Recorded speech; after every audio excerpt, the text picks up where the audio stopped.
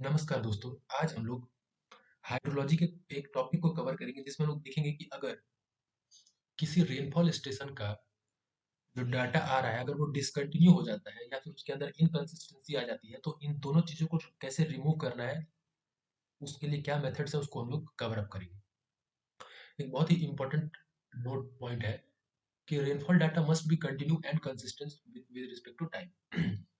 जो भी हम लोग रेनफॉल डाटा है वो हमेशा कंटिन्यू होना चाहिए और कंसिस्टेंट होना चाहिए। अगर इसके में कोई भी डिसकंटिन्यूटी आती है तो उससे क्या प्रॉब्लम हो सकता है उसको देखते हैं। देखिए जो डाटा है रेनफॉल डाटा इस पास्ट का जो भी क्रोनोलॉजिकल डाटा है ना उसको हम लोग यूज करके बहुत सारा एनालिसिस में यूज करते हैं। अगर मान लीजिए कोई डाटा बीच का मिसिंग है या फिर अचानक से जो रेनफॉल का जो ट्रेंड है या फिर वहाँ का जो डिसकंटिन्यू मतलब एकदम इनकंसिस्टेंट हो गया तो जो एनालिसिस करेंगे वो भी गलत ही आएगा, है ना।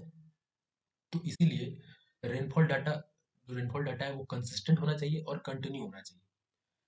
हमने देखा होगा कि ये पहले भी पढ़ा था हमने कि रेनफॉल डाटा जो है ना हर दिन 8:30 बजे रिकॉर्ड किया जाता है और जो भी इसके लिए संस्थाएं भारत में जैसे कि आईएमडी हो गया, आईएमडी के जितने भी स्टेशन है वहाँ अगर रेनगेज स्टेशन है तो वहाँ हर दिन 8:30 बजे डाटा को कलेक्ट किया जाता है और रिकॉर्ड करके रखा जाता है। आईएमडी के अलावा सीडब्ल्यूसी है, सेंट्रल वाटर कमीशन है, वो भी अपने रेनगेज स्टेशन 8:30 बजे डाटा को कलेक्ट करता है, उसको रिकॉर्ड करके रखता है। ठीक है।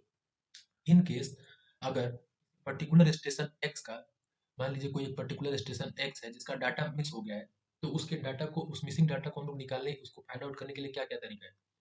हम लोग सबसे पहले उस स्टेशन एक्स के आसपास नेबर में जितने भी स्टेशन है वो उसके डाटा को यूज करके हम लोग इसका एनालिसिस करेंगे। मान लीजिए एक हमारा जो स्टेशन एक्स के सराउंडिंग या नेबरिंग में एक स्टेशन वन है, स्टेशन टू है, स्टेशन थ्री है और स्टेशन फोर है।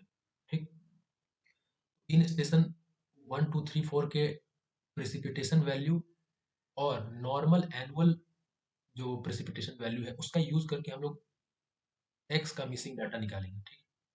तो हमें क्या क्या चीजें चाहिए। स्टेशन वन का प्रेसिपिटेशन वैल्यू क्या था उस पर्टिकुलर डेट का, स्टेशन फोर का प्रेसिपिटेशन वैल्यू हम उस दिन क्या था, क्योंकि ये सारे स्टेशन अच्छे तरीके से वर्क कर रहे थे तो यहाँ का तो प्रेसिपिटेशन वैल्यू हम लोग को इजीली मिल जाएगा। सिमिलरली स्टेशन पी थ्री का और पी टू का हम लोग को प्रेसिपिटेशन वैल्यू मिल गया, लेकिन हमको पी एक्स फाइंड आउट करना है क्योंकि पी एक्स उस दिन काम नहीं कर रहा था। सिमिलरली स्टेशन वन का नॉर्मल एनुअल वैल्यू आप समझ लीजिए क्या होता है। किसी भी एक पर्टिकुलर डेट का या फिर मंथ का या फिर ईयर का लास्ट 30 ईयर का जो एवरेज डाटा होगा ना उसी को हम लोग नॉर्मल एनुअल प्रेसिपिटेशन वैल्यू कहेंगे। तो वो हर स्टेशन का हम लोगों को पता है, वन टू थ्री फोर सबका पता है। इवन स्टेशन एक्स का भी पास्ट 30 ईयर, क्योंकि पास्ट 30 ईयर में तो ये भी अच्छे से वर्क कर रहा था तो इसका भी एनएक्स वैल्यू हम लोग को पता चल जाएगा, उसको भी नोट डाउन कर लेंगे। उसी तरह सारे स्टेशन का नोट डाउन करके रख लेंगे। ठीक है जी, एंड हो जाएगा। अब दो तरीके का एनालिसिस है। अगर हमारा स्टेशन मान लीजिए वन टू थ्री जो फोर ये नेबरिंग स्टेशन का जो नॉर्मल एनुअल जो वैल्यू था N one N two N three और एन फोर, अगर ये N one N two N three N four आपस में इनके अंदर का जो वेरिएशन है एक दूसरे का जो वेरिएशन है इनका अगर प्लस माइनस 10% के रेंज में है, अगर N one N two N three N four ये भी जो भी वैल्यूज हैं इनके बीच का जो वेरिएशन है अगर 10% से कम है, अगर कम है इनका वैल्यू, तो जो स्टेशन पी एक्स का मिसिंग वैल्यू जो होगा ना पी एक्स वो इनके नेबरिंग स्टेशन का एरिथमेटिक एवरेज होगा। तो हम लोग एरिथमेटिक एवरेज कैसे निकालेंगे, P one plus P two plus P three plus P four divided by four. ठीक। हमारा यहाँ से पहला निकल गया। ये तभी वैलिड होगा जब नॉर्मल वैल्यूज जो है वेरी कर रही है एक दूसरे से 10% के रेंज में। लेकिन अगर एक ऐसा भी तो केस हो सकता है जब जो नॉर्मल एनुअल वैल्यूज है वो मोर देन 10% वेरी कर रहा है प्लस माइनस, है ना। तो ऐसे केसेस में जो हमारा फॉर्मूला होगा एक्स निकालने का वो यहाँ लिख दे रहा हूँ मैं, वो हो जाएगा P x upon N x is equal to जितने भी हम नेबरिंग स्टेशन सेलेक्ट किए हैं, मान लीजिए एन नेबरिंग स्टेशन सेलेक्ट किए हैं तो one upon N into P one plus N one plus P two plus upon N two plus so on N station तक का। ठीक है। हम लोगों को यहाँ पे पी एक्स निकालना है, एन एक्स की वैल्यू पता है और ये सारी वैल्यूज पता है, हम लोग सिंपली निकाल सकते हैं जब ये फॉर्मूला तब वैलिड है जब वेरिएशन प्लस माइनस 10% से ज्यादा है। तो हम लोग ये एक पर्टिकुलर चीज को देख लिए। अब हम लोग नेक्स्ट टॉपिक पे आते हैं कि अगर कोई एक रेनफॉल स्टेशन अचानक से वहाँ का एक डाटा इनकंसिस्टेंट आने लगा, ठीक है, तो उसकी इनकंसिस्टेंसी को हम लोग कैसे करेक्ट करेंगे उसके बारे में देखेंगे। इसका नोट पॉइंट देखिए क्या है कि if a recording rain gauge station has undergone significant change, there are chances of change in consistency of data. अगर कोई रेन गेज स्टेशन पे कुछ सिग्निफिकेंट चेंजेस हुए हैं ना, तो वहाँ का डाटा भी चांसेस है कि वहाँ के डाटा का जो ट्रेंड है वो चेंज हो जाएगा, ठीक है। और ये जो भी उसमें सिग्निफिकेंट चेंजेस आया स्टेशन पे वो क्या किस किस वजह से आ सकता है वो देख लीजिए। सबसे पहला है कि जो रेनगेज स्टेशन था, मान लीजिए वो किसी एक जगह पे जहाँ पे उसको सेटअप किया गया था उसको चेंज कर दिया गया, मतलब लोकेशन में चेंजेस आ गया, ये एक रीजन हो सकता है इनकंसिस्टेंसी का। दूसरा कि जहाँ पे स्टेशन है उसकी सराउंडिंग में कुछ चेंजेस आए हो, जैसे कि वहाँ बिल्डिंग कोई बन गया या फिर अचानक से वेजिटेशन बहुत ज्यादा, मतलब बहुत पेड़ पौधे हो गए, या फिर कुछ उस स्टेशन के सराउंडिंग का जो इकोसिस्टम है वो चेंज हो गया। मान लीजिए वहाँ पे बहुत बड़ा कोई फायर, जैसे मतलब फायर ब्रेकआउट हो गया, लैंडस्लाइड हो गया, फ्लड आ गया, तो इकोसिस्टम में कुछ चेंजेस हुआ तो उसकी वजह से भी हो सकता है कि वहाँ का डाटा इनकंसिस्टेंट हो गया। या फिर occurrence of observational error from particular date.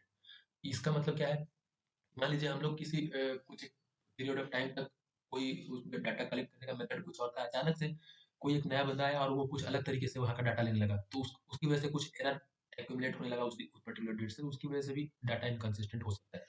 हम लोग इस ये जो भी इनकंसिस्टेंसी है इसको रिमूव करने के लिए हम लोग क्या यूज करेंगे, डबल मास्कर। तो अब हम लोग डबल मास्कर का जो स्टेप्स है उसके बारे में समझ लेते हैं कि डबल मास्कर को कैसे यूटिलाइज करना है। इसमें जो भी प्रॉब्लमेटिक स्टेशन एक्स है ना, उसके सराउंडिंग में जो 5-10 स्टेशन है जिनका डाटा कंसिस्टेंट है, उनको सेलेक्ट करेंगे और वहाँ का जो भी प्रेसिपिटेशन वैल्यू है वो लेंगे और उन सबका एवरेज कर देंगे, ठीक है। हम लोग 5-10 स्टेशन जो भी है उसके प्रॉब्लमेटिक स्टेशन एक्स की सराउंडिंग में चूज करेंगे और उनकी प्रेसिपिटेशन वैल्यू का एवरेज ले लेंगे, ठीक, किसी पर्टिकुलर टाइम पीरियड का। और मान लीजिए स्टेशन एक्स का जो भी पास्ट का कुछ डाटा जो है, हम लोग को जितने भी टाइम का एनालाइज करना है, मान लीजिए 2001 से लेके 2020 तक का डाटा का कंसिस्टेंसी चेक करना है, तो हम लोग एक्स स्टेशन का भी पूरा पी एक्स का वैल्यू ले लेंगे किसी एक पर्टिकुलर डेट का, ठीक है, पी एक्स का वैल्यू ले लिए। और साथ ही साथ जो हम लोगों ने नेबरिंग स्टेशन सेलेक्ट किया था वहाँ का भी 2001 से लेके 2020 तक का पी एवरेज का वैल्यू ले लेंगे, ठीक है, पी एवरेज का वैल्यू, ठीक है, जितना भी हमारा वैल्यू होगा। अब अब इन सारे डाटा डाटा को जो है ना रिवर्स क्रोनोलॉजिकल ऑर्डर में लिखे। अभी ये जो भी मैं समझा रहा हूँ ये इतना आपको क्लियरली नहीं समझ में आ रहा होगा, तो हम लोग एक एग्जांपल उठाते हैं और उसकी मदद से समझते हैं। देखिए हमारे पास एक क्वेश्चन है जिसमें 2001 से लेके 2019 तक का डाटा दिया है और इसकी कंसिस्टेंसी चेक करनी है उसकी डाटा। जो रेनफॉल स्टेशन एक्स है उसका प्रेसिपिटेशन का वैल्यू दिया हुआ है, ये सारी वैल्यूज दी हुई है 2001 से लेके 2019 तक। और जो नेबरिंग 5 स्टेशन है उसका एवरेज प्रेसिपिटेशन वैल्यू भी आप देख सकते हैं यहाँ पे दिया हुआ है। तो हमारा सबसे पहला स्टेप क्या है कि अब एक टेबल बनाएंगे और उसमें जो ईयर्स रिवर्स क्रोनोलॉजिकल ऑर्डर में डाटा को लिखेंगे, रिवर्स क्रोनोलॉजिकल ऑर्डर में लिखेंगे, ठीक है। रिवर्स क्रोनोलॉजिकल ऑर्डर का क्या मतलब है, 2019 का डाटा को पहले लिखेंगे, फिर 18 का, फिर 17 का, सिमिलरली हम लोग नीचे की तरफ। तो इस टेबल की मदद से देखिए 2019 का डाटा 22 था, एक्स स्टेशन एक्स का प्रेसिडेंट वैल्यू, फिर 18 का 20 था, ऐसे ऐसे करके सब दिया हुआ है। अब इन सारे ये तो किसी एक पर्टिकुलर डेट का दिया है, तो एक्यूमुलेटेड डाटा क्या होगा, एक्यूमुलेटेड जो प्रेसिपिटेशन की वैल्यू एक्स का क्या होगा उसमें वो जोड़ते जाएंगे। देखिए 22 था 19 में, फिर 22 में 20 जुड़ गया 42 आ गया 42, और इधर बीच में कुछ और होगा, तो यहाँ का एक्यूमुलेटेड वैल्यू 2202 हो गया। एक्चुअल में यहाँ पे 19, 18, 17, 16 ये सब का डाटा नहीं दिया हुआ है, तो हम लोग देख लेते हैं कि एक्यूमुलेटेड 202 आ गया, फिर कुछ हुआ होगा 274 आ गया, 274 274 में 10 ऐड हो गया तो यहाँ आ गया, फिर 284 में 10 ऐड हो गया तो ये आ गया, ऐसे करके एक्यूमुलेटेड वैल्यूज आ गई एक्स स्टेशन की। और एवरेज रेनफॉल वैल्यू जो थी नेबरिंग स्टेशन की वो यहाँ पे लिखी हुई है, उनका भी एक्यूमुलेटेड हम लोग लिख लेंगे रिवर्स क्रोनोलॉजिकल ऑर्डर में। और इसको एक ग्राफ के फॉर्म में हम लोग प्लॉट करेंगे, तो जो एक्स स्टेशन का जो डाटा था, स्टेशन एक्स का जो डाटा था वो लोग वाई पे, वाई एक्सिस पे लिखेंगे। Accumulated rainfall value of station X will be written on Y axis and accumulated rainfall of average of neighbouring station will be written on X axis, है ना। आप यहाँ पे देख सकते हैं कि 2019 का वैल्यू पहले लिखा का यहाँ पे है 32 22 और 12 था, सिमिलरली सारे के कोऑर्डिनेट्स को मैच करा के ऐसे हम लोग ने ग्राफ प्लॉट कर लिया, ठीक है। तो ग्राफ का ट्रेंड आप देखिए कुछ ऐसा है, ऐसा है ना। आप देखिए कि 2010 में सडनली इसके ग्राफ में ब्रेक आ जा रहा है और ट्रेंड चेंज हो जा रहा है, ठीक है। और अगर हम लोग देखा जाए तो एक्चुअली में जो ग्राफ है उसका ट्रेंड ऐसा सीधा होना चाहिए था। ग्राफ अगर एक ही पॉपुलेशन से आ रहा है तो उसका जो डाटा कंसिस्टेंट होना चाहिए था, तो 2010 के बाद भी उसका ट्रेंड ऐसा ही होना चाहिए था। तो ऐसे केसेस में जो करेक्टेड वैल्यूज है वो कैसे निकालेंगे हम लोग। मान लीजिए 2010 के बाद 2004 का वैल्यू जो है यहाँ आ गया, 2003 का वैल्यू यहाँ आ गया, लेकिन ये जो 2004 की वैल्यू ये सारी की सारी गलत आ रही है। इनको एक्चुअल में कहाँ आना चाहिए था, यहाँ पे आना चाहिए था। ये 2004 का वैल्यू होता है, यहाँ पे 3 का वैल्यू होता है, यहाँ पे 2 का वैल्यू होता है, यहाँ पे 1 का वैल्यू होता है। ये जो करेक्टेड वैल्यूज है 2000 जो पास्ट की जो भी दो वैल्यूज है, तो करेक्टेड वैल्यूज का निकालने का फॉर्मूला होता है P C X is equal to P X into M C upon M A. M C क्या है, एम सी है करेक्टेड स्लोप और एम ए क्या है, एक्चुअल स्लोप। अब ये इसको हम लोग ग्राफ में देख लेते हैं। देखिए जो हमारा पहले से जो ग्राफ का जो ट्रेंड चल रहा था, अगर हम लोग इस वाले स्लोप इसका स्लोप निकाल दें तो ये देगा एम सी, इसका स्लोप होगा एम सी। और बाद में जब ट्रेंड चेंज हो गया तो जो एक्चुअल जो स्लोप होगा वो ये होगा, ये एम ए होगा। यहाँ इस वाले लाइन का जो स्लोप होगा वो एम ए देगा, और जो पुराना जो लाइन जो स्टार्टिंग से जो हुआ वो एम सी है ना। तो एम सी और एम ए कैसे निकालेंगे हम लोगों को, आप ये चीज़ आपको पता होना चाहिए कोऑर्डिनेट सिस्टम में कि अगर एक लाइन है और दो पॉइंट को जोड़ के एक लाइन बना, ठीक है। एक का कोऑर्डिनेट x1 है, एक का y1 है, दूसरे का x2 है और y2 है। तो स्लोप क्या हो जाएगा, स्लोप हो जाएगा y2 minus y1 upon x2 minus x1। लोग अगर हम लोग देखेंगे तो इस वाले लाइन का स्लोप निकाल सकते हैं। 2010 और 2019 के डाटा को इस वाले फॉर्मूले से करेंगे तो हम लोग को यहाँ का एमसी स्लोप निकल जाएगा।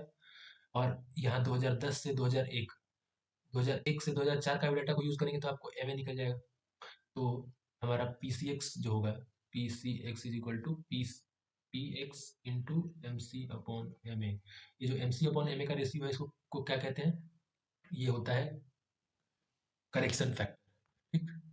अब मान लीजिए 2004 का करेक्टेड वैल्यू है, 2004 का करेक्टेड वैल्यू क्या हो जाएगा, जो हमारा रॉन्ग डाटा था 2004 का उसको मल्टीप्लाई करेंगे करेक्शन फैक्टर से, 2003 का रॉन्ग डाटा को मल्टीप्लाई करेंगे करेक्शन फैक्टर से, 2002 के वैल्यू को मल्टीप्लाई करेंगे करेक्शन फैक्टर से, तो हमारा सारा करेक्टेड वैल्यू मिल जाएगा। आई होप आप लोगों को ये वीडियो काफ़ी हेल्पफुल लगा होगा। Thank you for watching the video.